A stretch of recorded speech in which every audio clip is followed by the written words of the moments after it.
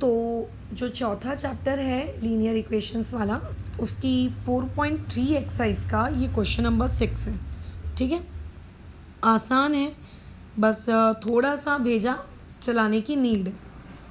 देखो, इसके लिए आपको 8th क्लास में एक चैप्टर था डायरेक्ट एंड इनवर्स वेरिएशन, उसके बारे में थोड़ी सी जानकारी होना ज़रूरी है। ठीक है, जैसे कि मान के चलते हैं, कल को मैंने अगर आपसे कहा, ये मैं जो बता रही हूँ ये लास्ट ईयर का आपको थोड़ा सा रिकॉल कराने का काम कर रही हूँ, ये एक्स्ट्रा वर्क है, ध्यान रखना ये कैसा वर्क है, ये एक्स्ट्रा वर्क है। अगर मान लेते हैं मैंने कल को आपसे ये कहा कि x is directly proportional to y, ठीक है, मान के चलते हैं कल को आपको ये कहा गया x is directly proportional to y, तो इस पर्टिकुलर चीज़ को आप कैसे लिखेंगे? आप इसको ऐसे लिखेंगे, x प्रोपोर्शनैलिटी का साइन ऐसे लिखते हैं, ठीक है, और फिर लिखेंगे y। कल को मैंने अगर आपको ये लिख कर दिया कि x is inversely proportional to y, ठीक है, कल को मैंने ये लिख दिया x is inversely proportional to y, तब आप इस चीज़ को कैसे लिखेंगे? इन्वर्सली के लिए x भी वही रहेगा, y भी वही रहेगा, प्रोपोर्शनैलिटी भी वही रहेगी, बस फर्क इतना आएगा कि वहाँ पे 1/y आएगा, क्योंकि इन्वर्सली के लिए जो हमारा वेरिएबल होता है या जो भी फंक्शन होता है उसको 1/ में लिख देते हैं। ठीक है, अब पढ़िए अपना क्वेश्चन। क्वेश्चन में क्या बोला है कि किसी भी बॉडी जो होती है, कोई भी बॉडी, अगर उस बॉडी पे हम फोर्स लगाते हैं तो ऑब्वियस है कि अगर आप बॉडी पे फोर्स लगाएंगे तो उसके एवज में वो बॉडी आपको क्या करके देगी? काम करके देगी, राइट। तो ये क्वेश्चन वाला ये कहना चाह रहा है force is directly proportional to the distance travelled by the body. मतलब अगर तुम ज़्यादा फोर्स लगाओगे तो बॉडी ज़्यादा डिस्टेंस ट्रैवल करेगी, अगर तुम कम फोर्स लगाओगे तो बॉडी कम डिस्टेंस ट्रैवल करेगी। तो एक काम करते हैं, ठीक है, let the constant force applied on body be Y. ठीक है, आपको ज़रूरी नहीं है कि आप वाई ही ले, आपकी मर्ज़ी, ठीक है, आप कुछ भी ले सकते थे। मैंने यहाँ पे फोर्स को कौन सा वेरिएबल ले लिया? Y. Let the constant force applied on the body be Y, उसको हमने क्या ले लिया? वाई। और अगर आप बॉडी को फोर्स लगा रहे हो तो फोर्स लगाने से बॉडी डिस्टेंस ट्रैवल करेगी, सही कह रहे हैं, बिल्कुल। तो एक और चीज़ को लेट करना पड़ेगा, बताओ वो लेट हम लोग क्या कर रहे हैं? एंड द डिस्टेंस ट्रैवल्ड 8/8, और उसने कितना डिस्टेंस ट्रैवल किया, इसको भी तो लेट करेंगे। And the distance travelled bye 8 bx, उसको हमने क्या ले लिया? x। यानी कि y किसको ले लिया है? फोर्स की जगह लिखेंगे y को, और डिस्टेंस ट्रैवल की जगह किसको लिखेंगे हम? x को। अब क्वेश्चन वाले ने देखो क्या लैंग्वेज यूज़ की है? डायरेक्टली प्रोपोर्शनल, ये क्वेश्चन वाले की लैंग्वेज है, ठीक है, ये क्वेश्चन वाले की लैंग्वेज है क्या? Directly proportional. तो इस क्वेश्चन वाले की लैंग्वेज के अकॉर्डिंग अगर मैं चलूँ तो फोर्स को वो डायरेक्टली प्रोपोर्शनल कह रहा है डिस्टेंस के, राइट। अकॉर्डिंग टू क्वेश्चन अगर हम लोग जाएंगे तो अकॉर्डिंग टू गिवन कंडीशन अगर तुम जाओगे तो अकॉर्डिंग टू गिवन कंडीशन मुझको बताओ, गिवन कंडीशन क्या हो जाएगा? According to given condition force directly proportional होगा डिस्टेंस के। अच्छा, एफ और डी नहीं लिखना चाहिए, पूरी स्पेलिंग लिखनी चाहिए। फोर्स डायरेक्टली प्रोपोर्शनल होगा किस चीज़ के? डिस्टेंस ट्रैवल्ड के, बराबर। लेकिन अभी अभी मैंने तुमको कहा कि फोर्स को फोर्स एफ ना लिखते हुए बोलो क्या लिखना? वाई लिखना। तो यानी कि तुम ऐसा लिख सकते हो Y directly proportional to X. क्या इतना काम समझ में आया? अब एक थोड़ी सी एक्स्ट्रा बातचीत और सुन लो, 9th क्लास में आ गए हो, वैसे तो ये चीज़ पता होनी चाहिए, 8वीं का टॉपिक है ये, ठीक है, आप लोगों का वेरिएशन वाला, ठीक है। ये जो मैं बता रही हूँ ये एक्स्ट्रा में बता रही हूँ। कभी भी हम लोग प्रोपोर्शनैलिटी के साथ मैथ्स नहीं करते, ठीक है, कभी भी हम प्रोपोर्शनैलिटी के साथ मैथ्स नहीं करते, ठीक है। क्या करना पड़ता है? प्रोपोर्शनैलिटी ये साइन के साथ कभी मैथ्स नहीं की जाती, इस साइन को इक्वल टू में कन्वर्ट करना पड़ता है। मतलब इस साइन को हटाओ और इक्वल टू लाओ, इक्वल टू जानते हो ना किसको कहते हैं, इसको कहते हैं इक्वल टू। ये कैसे लाएंगे, कुछ नहीं करना होता है, आपके पास जो इधर सेकंड मतलब जो राइट हैंड साइड में लिखा हुआ रहता है, पहले तो आप x को वैसे का वैसे ही लिख दें, प्रोपोर्शनैलिटी की जगह आप इक्वल टू डाल दें। इक्वल टू डालने के बाद जो राइट हैंड साइड में आपको टर्म लिखा हुआ दिख रहा है, उस टर्म के आगे लिख दें के इंटू वाई। मैडम ये के क्या है, के होता है कोई सा भी दुनिया का एक कांस्टेंट। वैसे क्या है, ज़रूरी नहीं है कि के ही लिखें, आपकी मर्ज़ी आप पी लिखें, आपकी मर्ज़ी आप जेड लिखें, बट कैसा है, आधी से ज़्यादा दुनिया इस चीज़ को फॉलो करती है मैक्सिमम नंबर ऑफ टाइम्स कि कांस्टेंट को किस सिंबल से इंडिकेट किया जाएगा, कांस्टेंट को के वाले सिंबल से। वैसे ही यहाँ पर भी अगर आपको ये प्रोपोर्शनैलिटी में काम नहीं करना है, अगर आपको इक्वल टू में आना है, तो आप कैसे काम करेंगे, x लिखेंगे, प्रोपोर्शनैलिटी हटा के इक्वल टू डालेंगे, राइट हैंड साइड में जो वेरिएबल है वहाँ k लिख देंगे, और खैर y नीचे है तो y नीचे सही, ये इस तरीके से लिखेंगे, जहाँ पे k का मतलब क्या है, k का मतलब है कांस्टेंट। तो वैसे ही अभी हम लोगों के पास ये समस्या आ गई है क्वेश्चन के अकॉर्डिंग y प्रोपोर्शनल है x के, तो क्या मैं इस चीज़ को ऐसा लिख सकती हूँ y इक्वल टू के टाइम्स ऑफ x, जहाँ पे k का मतलब क्या है, k इक्वल्स टू या k is constant, proportionality constant कहते हैं इसको, ठीक है, इसे क्या कहते हैं, प्रोपोर्शनैलिटी कांस्टेंट। बिल्कुल लिख सकते हैं, मैथ्स कर रहे हैं हम लोग, ओके कर दिया इतना काम।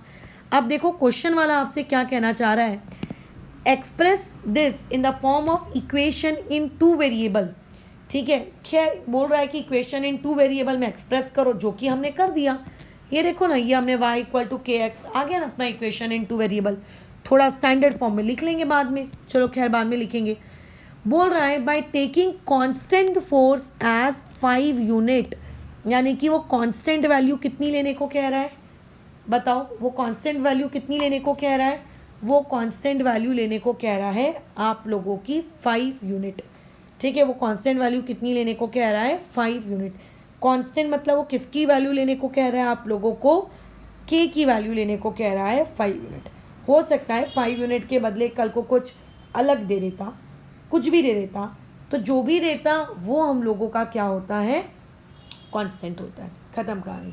जो भी देता वो हम लोगों का क्या हो जाता, कांस्टेंट हो जाता। बोल रहा है कि कांस्टेंट की वैल्यू को 5 यूनिट लो, और 5 यूनिट लेने के बाद, ठीक है, ग्राफ बनाओ, मतलब 5 यूनिट लेने के बाद ग्राफ बनाना है, ठीक है, पहले 5 यूनिट लेना है। तो अकॉर्डिंग टू अगर मैं क्वेश्चन के थ्रू अगर जाऊँ तो क्वेश्चन के अकॉर्डिंग के की वैल्यू मुझको कितनी लेनी है, 5। सो अगर मैं के की वैल्यू 5 ले लूँगी, so therefore y is equals to, यहाँ से मेरे पास कितना आ जाएगा, 5x। अब जैसा कि तुम जानते हो कि एक इक्वेशन को स्टैंडर्ड फॉर्म में लिखने का तरीका क्या होता है, इक्वेशन को स्टैंडर्ड फॉर्म में लिखने का तरीका होता है पहले x वाले टर्म्स फिर y वाले टर्म्स, तो ये हमने इसको रिप्रेजेंट कर दिया किस में, 2 वेरिएबल में। यही क्वेश्चन वाला हमसे चाह रहा था ना कि आप उसको रिप्रेजेंट करो 2 वेरिएबल में, तो ये हमने इसको रिप्रेजेंट कर दिया 2 वेरिएबल, तो ये आ गया representation in what, representation in 2 variable. अच्छा, एक मिनट रुको, मेरे से एक एरर हो गई है ऊपर, आई एम रियली सॉरी, मेरा ध्यान नहीं रहा एक्चुअली। देखो directly proportional to the constant force बोल रहा है, sorry I am really sorry, मतलब फोर्स बेसिकली यहाँ पे कांस्टेंट है, और जिसको हमने y लिया है वो y हम लोगों का कौन है, वर्क डन है, वर्क डन को हमें y लेना है, लेट द वर्क डन, ठीक है, बाय द बॉडी, जो आपकी बॉडी है अप्लाइड हटा दो, ऑन हटा दो, ठीक है, work done applied by the body, sorry work done by the body, work done directly किसके प्रोपोर्शनल है, डिस्टेंस ट्रैवल्ड की, ये वाली चीज़, ठीक है, ये वाली चीज़, एक छोटी सी एरर हो गई थी, सॉरी। हाँ, तो ये हम लोगों ने रिप्रेजेंट कर लिया। अब ये महाशय उसका ग्राफ बनाने को कह रहे हैं, तुम्हें नहीं लगता कि तुम ग्राफ बना सकते हो, बिल्कुल बना सकते हैं। ग्राफ बनाने के लिए क्या चीज़ ज़रूरी होती है, ग्राफ बनाने के लिए एक चार्ट बनाना ज़रूरी होता है ना, मैंने आपको चार्ट बनाना सिखाया है, कैसे बनाते हैं चार्ट, ग्राफ्स कैसे बनाते हैं, ये सारी चीज़ें हम लोग ऑलरेडी डिस्कशन कर चुके हैं। एक जो चार्ट आप बनाते हो उस चार्ट में टोटल कितने कॉलम्स होते हैं, 3 कॉलम्स, ये पहला, ये दूसरा, और वो बचा कुचा तुम्हारा तीसरा। हेडिंग दे देते हैं चार्ट की, एक की हेडिंग आती है x, दूसरे की हेडिंग आती है y और एक की हेडिंग आती है x, y। अगर मैं x की जगह 0 ले लेती हूँ तो y की वैल्यू भी कितनी आएगी, 0। बड़े मज़े हैं। तो x, y कितना हो जाएगा, 0,0। कैसे आया मैडम y की वैल्यू 0? इस इक्वेशन में पुट करके। आपको ग्राफ बनाते आना चाहिए, ठीक है, ध्यान रखना। अगर मैं x की जगह 1 लिख लेती हूँ, अगर मैं x की जगह 1 लिख देती हूँ तो y की वैल्यू कितनी आएगी, 5। तो मेरे पास पॉइंट्स क्या आ गया, 1,5। अगर मैं x की जगह 2 ले लेती हूँ, वैसे तो ग्राफ 2 पॉइंट से बन जाता है, बट मैं फिर भी सेफ्टी के लिए एक तीसरा पॉइंट ले लेती हूँ। लेट्स से मैंने 2 ले लिया, तो x की वैल्यू को जब मैं 2 पुट करूँगी तो y की वैल्यू कितनी आ जाएगी, 10। खैर, तो ये आएगा 2,10। अब चलते हैं किसकी तरफ, ग्राफ पेपर की तरफ। अब ग्राफ पेपर में जाते हैं और ग्राफ बनाने का काम करते हैं। आपका ग्राफ पेपर भी लगभग ऐसा ही दिखता है, बस फ़र्क इतना है कि उसमें ऐसे छोटे छोटे 10 बॉक्सेस और होते हैं। एग्री करते हो, ठीक है। तो अब हम एक काम करते हैं, पहले तो x एक्सेस और y एक्सेस को बना लेते हैं। ये हो गई हम लोगों की कौन, y एक्सेस, ठीक है, ये हो गई y एक्सेस। अच्छा, एक x एक्सेस भी बनानी है, यहाँ पे बना लेते हैं ये x एक्सेस। फिर जैसा कि तो तुम जानते ही हो कि नंबर्स वगैरह लेने पड़ते हैं। इसको ले लो 1, इसको ले लो 2, इसको ले लो 3, यहाँ पे आ गया 4, यहाँ पे आ गया 5, यहाँ पे आ गया 6, यहाँ पे आ गया 7, ठीक है। वैसे ही इस तरफ भी नंबर्स ले लेते हैं, मतलब इनडायरेक्टली ग्राफ जैसा बनाना आपको सिखाया गया है, उस तरीके से आप नंबर्स ले लें। इसको यहाँ लिख दें x, ठीक है, इसको लिख दें 0,0 क्योंकि ये ओरिजिन है, ठीक है। वैसे ही लेफ्ट साइड भी मार्क कर दें, ये -2, -3, इधर -4 और इधर -5, काफ़ी है। बॉटम में भी बना लो, कितना हो जाएगा, -1, -2, -3, ठीक है। चलो अब क्या करें, स्केल लिख लेते हैं। तो स्केल यहाँ पे हम लोगों ने लिख दिया, आप लोगों का क्या, 1 centimetre, sorry 1 unit is equals to 1 minute, क्या लिख दिया, scale 1 centimetre is equals to 1 unit on both axes. अब तो तुम्हें पता ही है कि ग्राफ बनाने वाला इंसान क्या करता है। ग्राफ बनाने वाला इंसान जो पॉइंट्स होते हैं उनको प्लॉट करता है। पहला पॉइंट है 0,0, तो 0,0 को प्लॉट करो, कहाँ आएगा, ये आएगा मैडम 0,0, तो है ना पहला पॉइंट। दूसरा पॉइंट क्या है, 1,5, 1,5 कहाँ पर आएगा मैडम, ये आएगा 1,5 दूसरा पॉइंट। अब लाइन बनाना, मतलब ग्राफ बनाना है ना, इन दोनों को उठा के जोड़ दो। स्केल लो, स्केल की मदद से एक लाइन बनाओ सच दैट कि ये लाइन दोनों पॉइंट्स को जोड़ते हुए आगे निकल जाती है, ठीक है। एक ऐसी लाइन बनाना बराबर, जो दोनों को पकड़ के क्या हो जाए, निकल के चली जाए। खैर, बना लिया मैंने। अब ये पॉइंट कौन सा है, 1,5, ये पॉइंट कौन सा है, 0,0। इस लाइन के एरो दे दो और इस लाइन के ऊपर लिख दो जो इस लाइन की इक्वेशन है, क्या, 5x - y = 0। तो जो क्वेश्चन वाला था उसने हमको क्या बनाने को बोला था, ग्राफ बनाने को बोला था। एक मिनट, क्वेश्चन वाले ने हमको ग्राफ बनाने को बोला था, ग्राफ हम लोगों ने बना लिया है। फिर क्वेश्चन वाले ने आगे कुछ और भी कैलकुलेशंस करने को बोली थी, उसको भी पढ़ लेते हैं। क्या क्या बोल रहा था, also read from the graph, बोल रहा है ग्राफ को रीड करो और बताओ कि वर्क डन कितना होगा अगर डिस्टेंस ट्रैवल्ड 2 यूनिट्स है तो। अगर डिस्टेंस ट्रैवल्ड 2 यूनिट्स है तो इनडायरेक्टली डिस्टेंस ट्रैवल्ड का मतलब होता है x। तो वो ये पूछना चाह रहा है कि अगर x की वैल्यू को मैं 2 रखूँगा तो बताओ वर्क डन कितना होगा। तो ध्यान रखें, हम लोगों ने y पर, y एक्सेस में किसको लिया है, वर्क डन को लिया है, और x पे हमने किसको लिया है, डिस्टेंस ट्रैवल को लिया है। क्वेश्चन वाला ये कह रहा है कि अगर डिस्टेंस की वैल्यू को 2 कर दिया जाए, अगर डिस्टेंस की वैल्यू को कितना कर दिया जाए, 2, तो बताइए वर्क डन कितना होगा। तो करके देख लेते हैं, अगर डिस्टेंस की वैल्यू को आप 2 रखेंगे तो, है ना, आप करके देख लीजिए। चलो ग्राफ पेपर में आ जाओ। देखो, जब हमने डिस्टेंस की वैल्यू यानी कि x की वैल्यू 2 रखी, dot dot dot dot dot dot dot dot ऊपर जाओ, तब तक ऊपर जाते जाओ जब तक वो ग्राफ को कट नहीं कर देता, ठीक है। तब तक ऊपर जाते जाओ जब तक वो ग्राफ को कट नहीं कर देता। खैर, तो ऐसे में आप जाते जा रहे हो, आप ये देख रहे हो कि ग्राफ में जब हम लोग किसकी वैल्यू, जब हम डिस्टेंस की वैल्यू 2 रखते हैं तो हमें वर्क डन निकालना है।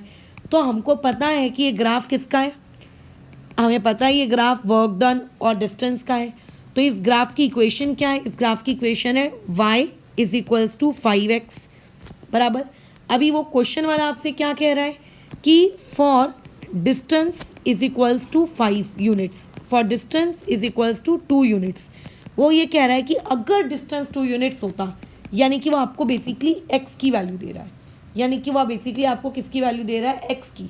तो बोल रहा है कि बताओ वर्क डन कितना आएगा। तो ऊपर की इक्वेशन में पुट कर दो, तो यहाँ से आप लोगों के पास y की वैल्यू आ गई 10, y यानी कि वर्क डन, y यानी कि वर्क डन। सो देयरफॉर यहाँ से आपका जो वर्क डन है वो कितना होगा 10। यहाँ से आप लोगों का जो वर्क डन है वो वर्क डन कितना हो जाएगा 10। ठीक है, वर्क डन कितना हो जाएगा 10। अब देखो कुछ ना कुछ यूनिट होती है वर्क डन की, ऐसा नहीं होता कि बस मुंह फाड़ के लिख दिया कि वर्क डन बराबर 10, ऐसे नहीं होता, कुछ यूनिट डालनी पड़ती है। खैर डाल लेंगे यूनिट, पहले हम लोग इसको बॉक्स में कर देते हैं, उसके बाद यूनिट डालेंगे। ठीक है, चलो अब आ जाओ। अब वो बोल रहा है, उसी का सेकंड पार्ट है इस क्वेश्चन में, कि अगर मान के चलते हैं डिस्टेंस की वैल्यू 2 यूनिट्स ना होकर कितनी होती, 0 यूनिट्स होती, यानी कि x की वैल्यू वो कितनी रखने की बात कर रहा है, 0 रखने की बात कर रहा है। x की वैल्यू कितनी रखने की बात कर रहा है, 0 रखने की बात कर रहा है। तो ऐसे केस में फिर बताइए y कितना आता, यानी कि वर्क डन कितना आता। सो ऐसे केस में y तो 0 आएगा, और अगर y 0 आ चुका है मतलब क्या, मतलब ये कि जो वर्क डन है वो वर्क डन भी कितना आएगा, 0। तो इस क्वेश्चन का जो सबसे इम्पॉर्टेंट पॉइंट है वो क्या है कि जो भी आपको कंडीशन दी है उससे पहले इक्वेशन बनाना, इक्वेशन बनाने के बाद वहाँ पे बराबर तरीके से कांस्टेंट की वैल्यू पुट करना, ग्राफ प्लॉट करना, ग्राफ प्लॉट करने के बाद इस तरीके से जो अलग अलग वैल्यूज़ दी थी उन अलग अलग वैल्यूज़ के लिए अपने आंसर को लिखना। ठीक है, बस ख़त्म हो गया हमारा काम, डन। ठीक है, तुम इस चीज़ को चाहे तो ग्राफ से भी कर सकते थे। कैसे, ये जो बस पिंक कलर की लाइन है ना, इस पिंक कलर की लाइन को थोड़ा लंबा खींचना पड़ता, और ग्राफ पेपर जैसे मैंने सिर्फ 7 तक बनाया है, आपको इस ग्राफ पेपर को 10 तक लेकर जाना होता। क्यों, क्योंकि जब आप यहाँ पे इसकी वैल्यू 2 रखते, ठीक है, तब आपके पास y की वैल्यू देखना आगे जाके वो कितनी आती, 10 आती। खैर मेरा जो ग्राफ है फिलहाल वो प्रॉपर ग्राफ पेपर नहीं है, इसलिए आपको यहाँ से दिखेगा नहीं, बट एक्चुअल में ऐसा होगा। चलो तो फिलहाल अभी यहाँ पे इस चीज़ को ओवर करते हैं, और अगर इसमें कोई डाउट्स हो तो पूछना। स्टार्टिंग में मेरे से एक छोटी सी एरर हो गई थी, उसको ठीक